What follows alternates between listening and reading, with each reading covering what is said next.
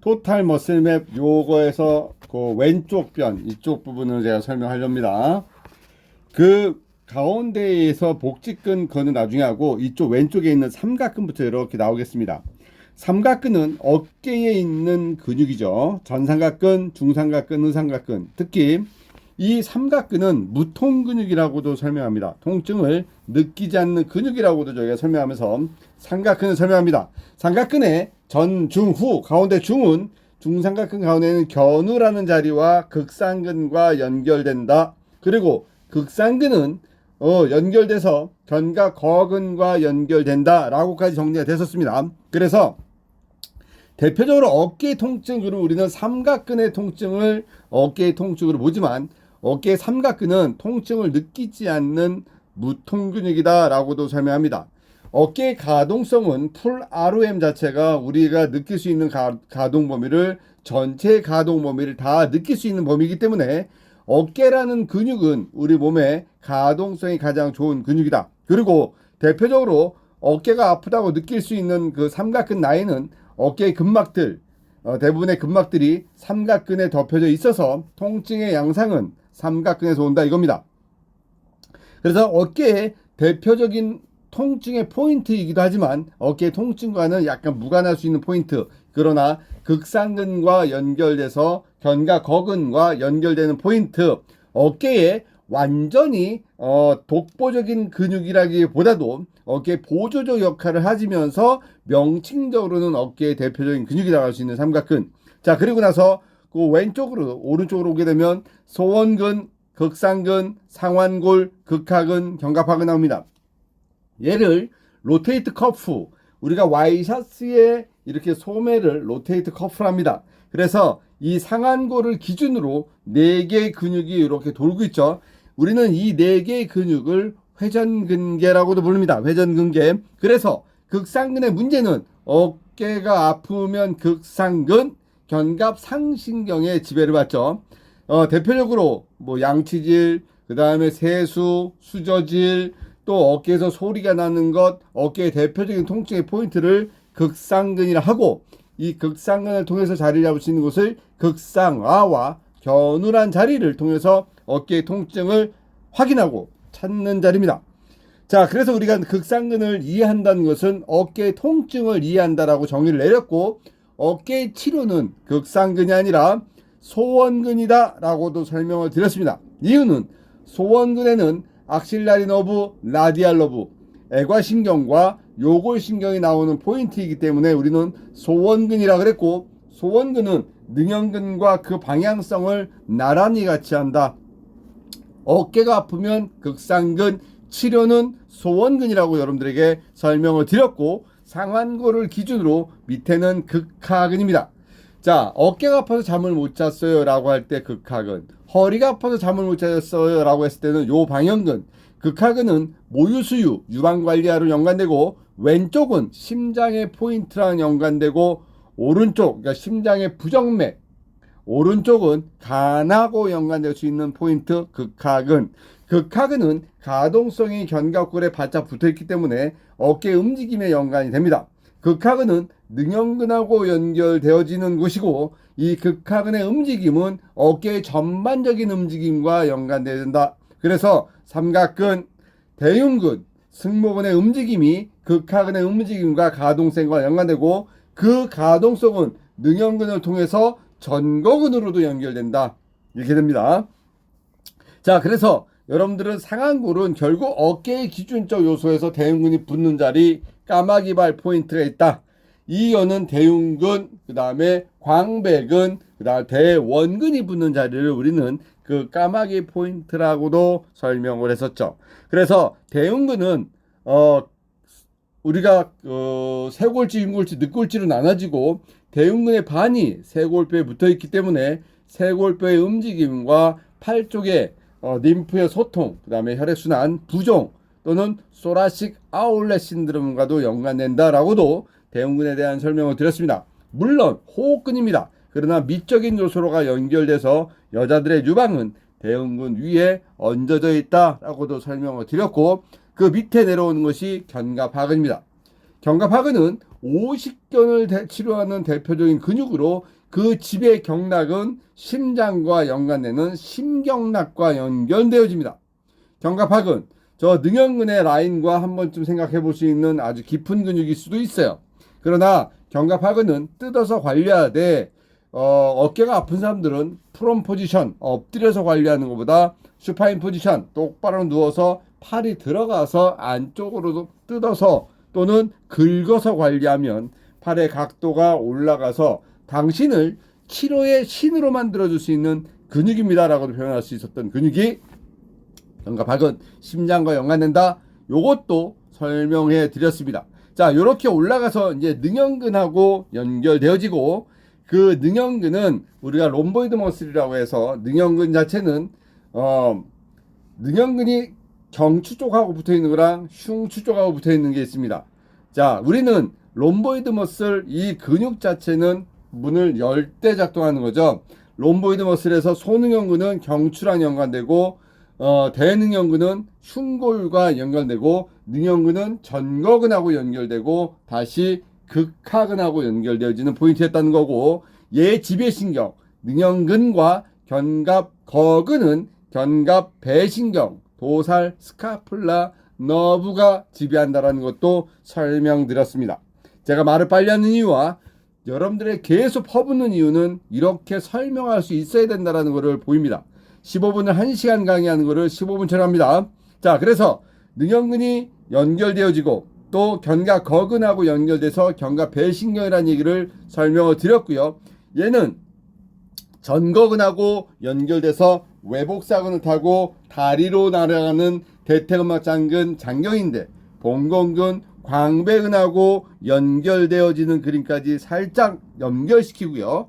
그래서 외복사근, 내복사근, 그리고 배 앞쪽에서는 복직근, 가장 안쪽에서 내장기를 싸고 있는 일명 코르셋 근육 복행근, 복행근의 기랑근, 목 뒤에 있는 승모근, 배가 나온 사람은 어깨가 굽고 어깨가 굽은 사람은 배가 나온다라고 설명했었던 요 라인의 그림도 한 번쯤 생각해보자 이겁니다. 다시 이쪽으로 와서 다시 쭉 보면 광배근의 그림으로 합니다. 광배근, 등 쪽에 넓은 근육이지만 어깨랑 연결시켜서 광배근, 그리고 여러분들 대원근, 그리고 대흉근을 어깨 메이저 근육이라고도 제가 설명을 드렸던 광배근, 일명 박태환 선수 근육이라고 얘기하고, 흉요 근막의 골반 자체의 근막적 요소의 온열을 관리해주고 어깨의 문제는 꼬리뼈까지 관리해야 되는 아주 중요한 근육 광배근입니다. 허리의 통증을 동조하는 근육이죠. 허리가 아프면 요방형근, 그러나 광배근과 하후거근을 같이 관리하고 그 기랑인 배에 있는 장요근에는 소장이 얹어진다. 그러나 허리에는 광배근과 그 다음에 요방형근과 하후거근이 같이 연결되어지는 그림, 우리는 그런 과정을 길항이라고 표현을 했다라고 했습니다. 자, 쭉 내려가면 이제 광배근 밑에 엉덩이의 대표적인 근육 대둔근입니다.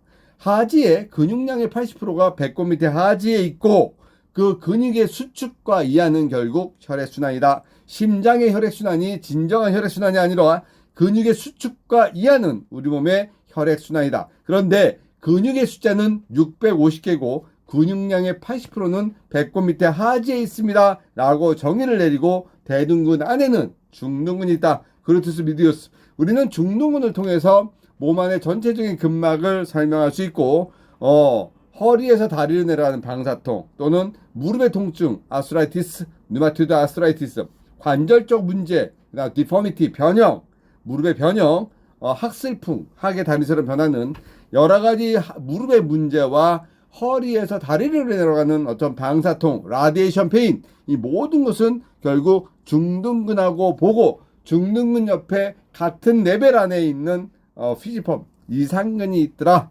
이상근 밑으로 지나가는 신경이 자극이 주어지면 우리는 사이아티카 너브, 좌골신경에 자극이 주어져서 하지 쪽으로 통증이 연결되어진다.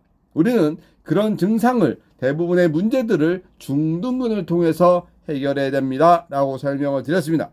자, 그대로 타고 대둔근 옆에 장경인데, 대퇴근막 장근, 대퇴근막 장근과 대둔근 사이에서 일료 TBR 밴드 장경인대가 연결돼서 쭉 내려가서 전경골근과 장비골근을 통해서 하지로 내려간다라고 설명했었습니다.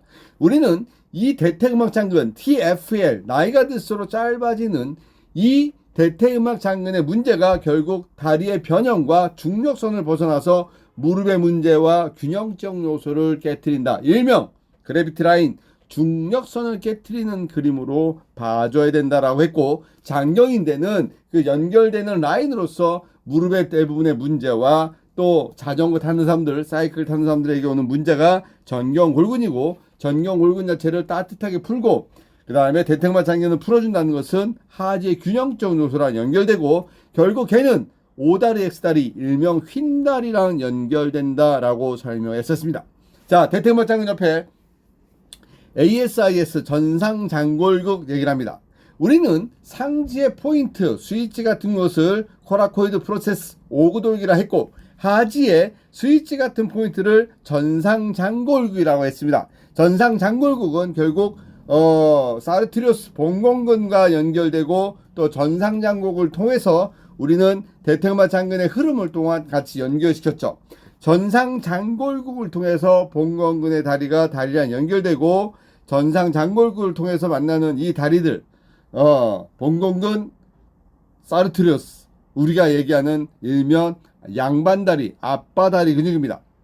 우리는 봉건근, 박근, 단건양근이 만나는 그 자리를 거위발 포인트라고 해서 무릎이 아플 때 풀어주는 아주 중요한 포인트죠. 팔 쪽에서 어깨가 아플 때 풀어주는 제가 얘기했던 까마귀발 포인트라고 했던 포인트랑 일맥상통할 수 있는 그런 포인트로 연결시킵니다. 자, 다시 쪼가서 외복사근, 내복사근, 복행근, 복직근, 배에서 균형을 잡아주고 늑골과 골반의 치골 라인에 연결돼서 우리 몸의 균형적 요소에 허리에 있는 척추 기립근과 기랑을 해주고, 이 복직근은 복행근에 껴져 있고 초콜릿 복근이라고도 설명했었습니다. 임신 후 충분히 배가 양쪽으로 벌어졌다가 아이를 낳고 나서 돌아오지 못하면 복직근 이계증이라는 증상이 올 수가 있습니다 라고 설명드렸던 부분이죠. 그래서 복직근은 추체근에 연결되고 장골 또 치골 내전근과 연관돼서 우리가 알고 있는 니조인트 무릎에 있는 근육들, 대퇴직근 허벅지에 있는 4개의 근육, 우리가 쿼드리셉스 대퇴사두근이라고 하는 대퇴직근, 내측강근, 외측강근, 중간강근의 과정이 무릎을 앞쪽에서 견고하게 잡아주고, 옆에서 대퇴음악 장근 장경인대 안쪽에서 봉건근, 박근, 반건양근이 잡아주는 아주 견고한 모양의 무릎이 잡히고, 그 무릎은 결국 위중 라인과 연결되어서 내려갑니다. 자, 이렇게 되면 제가 여러분들 위쪽을 설명하고 왼쪽 부분을 설명했습니다. 이제 여러분들은 오른쪽 부분을 설명하면 이 완성되는 조각이 그림이 되어지는 토탈 머슬맵의 그림이 설명되어집니다. 여러분들에게 지금 제가 약 15분간에 걸쳐서 이 설명을 쉬지 않고 연속적으로 했습니다.